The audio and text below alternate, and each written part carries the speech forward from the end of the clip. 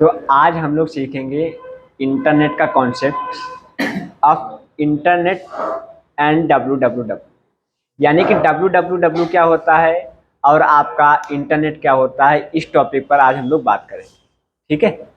तो सबसे पहले डब्ल्यू डब्ल्यू डब्ल्यू को समझ लेते हैं। डब्ल्यू डब्ल्यू डब्ल्यू का पूरा नाम होता है वर्ल्ड वाइड वेब, यानी कि पूरी दुनिया की, पूरे संसार की जितनी भी वेबसाइट्स हैं वो सब कहाँ पर अवेलेबल हैं? डब्ल्यू डब्ल्यू डब्ल्यू पर अवेलेबल है।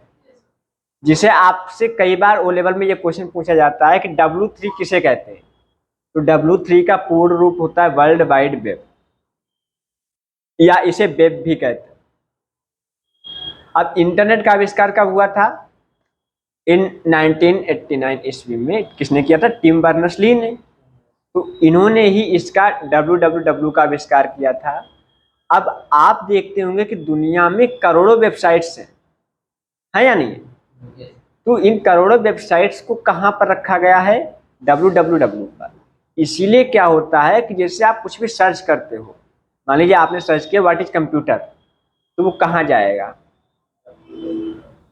वो सबसे पहले सर्च इंजन पर आप सर्च करते हैं, चाहे वो गूगल हो या हो कोई भी सर्च इंजन हो सकता है। उस पर आपने क्या किया? सर्च किया। फिर क्या होगा? वो सूचना सीधा जाएगी www के पास। www क्या करता है? सारी वेबसाइट्स को खोजता है, कहता है कि भैया ये वर्ड कहाँ पर लिखा है, व्हाट इज कंप्यूटर, क्योंकि आपने ये सर्च किया था। तो जितनी वेबसाइट्स में ये लिखा है व्हाट इज कंप्यूटर, उतनी सारी वेबसाइट्स आपके सामने छोड़ देता है, कहता है लो देखो इसमें से जो भी आपका आंसर हो वो निकाल लो। समझे? तो अब आप बताइए कि ऐसे तो आंसर निकालना बहुत मुश्किल हो जाता, क्योंकि करोड़ों वेबसाइट से हमें डाटा मिलना काफ़ी मुश्किल है।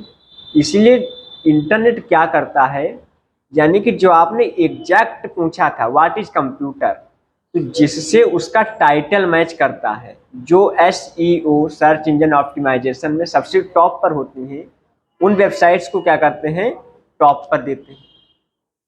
इसीलिए क्या होता है कि आपको ज़्यादातर चीज़ें टॉप की वेबसाइट्स पर ही मिल जाती, आपको ज़्यादा नीचे जाने की आवश्यकता नहीं पड़ती। और अब तो गूगल ने काफ़ी अच्छा काम करने लगा है। जैसे आप क्या करते हो, कुछ भी गूगल पे सर्च करते हो, उस सारी वेबसाइट्स को क्या करता है? छानता है, समझे? और सारी वेबसाइट से छानकर जो हमें आउटपुट मिलता है ना भाई, जो रिजल्ट मिलता है, उसे वो ऊपर ही लिख देता है, यानी कि आपको किसी भी वेबसाइट के अंदर जाने की आवश्यकता नहीं। वैसे काफ़ी बड़ी बात है कि इतना सब कुछ छानना, और इसके पीछे का रीजन है कि ऐसा किया क्यों गूगल ने। क्योंकि इससे क्या होता है, गूगल के जो एड्स थे वो कम देखे जा पा रहे हैं, क्योंकि एड्स तो कहाँ दिखाए जाएंगे? वेबसाइट पर ही दिखाए जाएंगे, लेकिन वेबसाइट पे कोई जा ही नहीं रहा है ज़्यादातर, तो एड्स कहाँ दिखेंगे? दूसरी चीज़, जो ब्लॉगर थे, ब्लॉगिंग पे अपना कैरियर बनाना चाहते थे, लिख रहे थे डेली ब्लॉग, उनका जो कमाई है वो कम हो जाएगी। रीजन, ब्लॉगिंग में क्या होता है, उसे उतना ही पैसा मिलता है जितना कि उसकी वेबसाइट पे ट्रैफिक आता है, उसकी वेबसाइट पे लोग आते हैं, ठीक। लेकिन यहाँ पर आप बताइए कि जब उसकी वेबसाइट पे कोई जाएगा ही नहीं, तो कैसे उसका पैसा कैसे आएगा? इसीलिए जो ब्लॉगर हैं उनका कैरियर क्या है, उतना अच्छा अब नहीं रह गया है जितना पहले हुआ करता था। अब गूगल का भी एक समझ लीजिए बंधन है, जिसके लिए उसे ये सब करना पड़ा, क्योंकि उसे कंपटीशन देने के लिए आ गया चैट जीपीटी। उससे क्या होता था, आप कुछ भी सर्च करते थे चैट जीपीटी पर, और वो आसानी से हमें जो वर्ड चाहिए आंसर में वो वही देता था, और जबकि गूगल वेबसाइट से में देता था, तो ऐसे तो गूगल को वो बीट कर देता। क्योंकि हम लोग क्या करते, सब कुछ चैट जीपीटी से पूछ लेते, क्योंकि हमें वर्ड टू वर्ड आंसर देता है। इसीलिए गूगल को भी ये काम करना पड़ा। जबकि आप अगर पहले देखें तो पहले ये चीज़ नहीं हुआ करती थी। समझे या नहीं समझे? तो इस चीज़ को समझे। अब इसमें क्या होता है कि आपको एक यूआरएल होता है, यूनिफॉर्म रिसोर्स लोकेटर, जिसकी मदद से आप किसी भी वेबसाइट तक पहुंच सकते हैं। ये हर एक वेबसाइट का यूनिक होता है। जैसा कि हमने आपको वेबसाइट में बताया भी था कि डोमेन नाम होता है, जो हमारी वेबसाइट का नाम होता है, उसी में यूआरएल भी बताया था, डिफाइन कर चुके हैं। तो नहीं आता है तो हमें बताइए, हम आपको दोबारा से समझा देंगे ये चीज़, ठीक। और फिर आपको बताया गया है कि यहाँ पर ऐसे ही पूरा इंटरनेट काम करता है।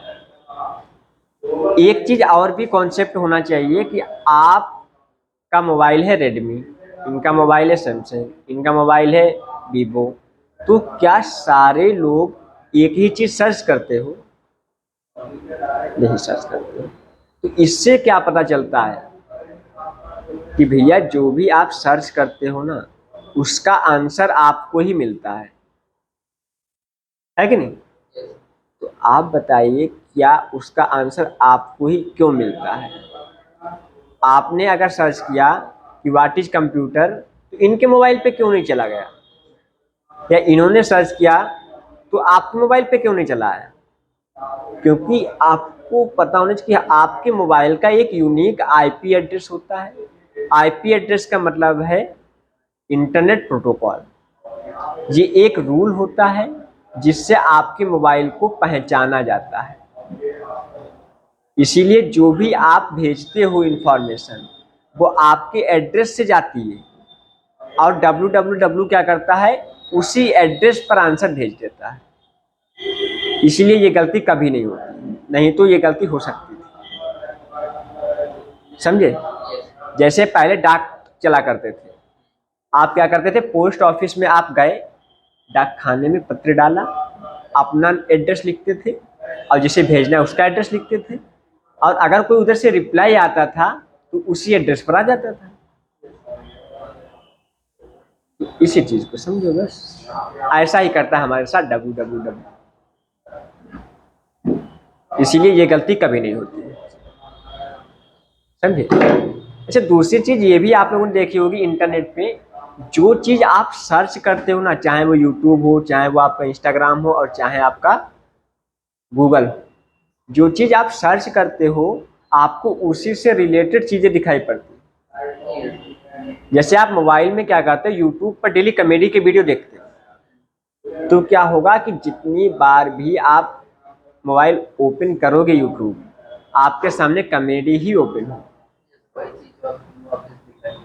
तो इससे एक बात का पता चलता है कि आप क्या करते हो, इस चीज पर नजर कौन रखता है, इनके मालिक रखते हैं, ताकि वो आपको क्या कर पाए, सही तरीके से वो चीजें दिखा पाएं, और आप उनके प्लेटफॉर्म पर ज्यादा से ज्यादा टाइम बिता पाओ,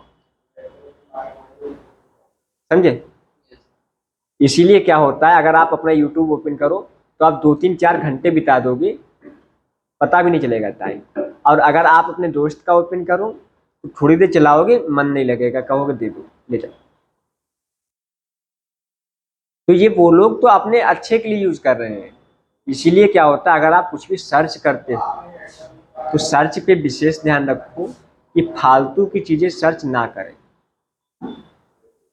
ऐसी चीजें सर्च ना करें जिससे आपको प्रॉब्लम हो जाए, समझे? क्योंकि अगर आपने कुछ ऐसा सर्च किया, मान लीजिए आपने सर्च कर लिया हाउ टू मेक ए बम,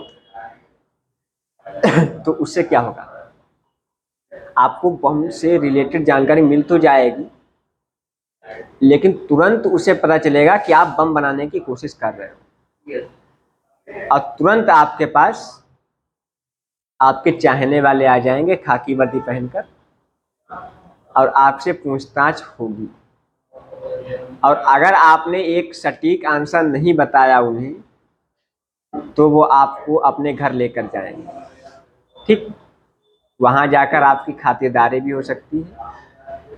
पहली बार में तो आपको वार्न करके छोड़ा भी जा सकता है, या आपको कुछ जुर्माना लगा के छोड़ा जा सकता है, लेकिन अगर आपने 2-3 बार ऐसा काम किया तो फिर आपको लाइफ टाइम के लिए जेल में ही डाल दिया जाएगा,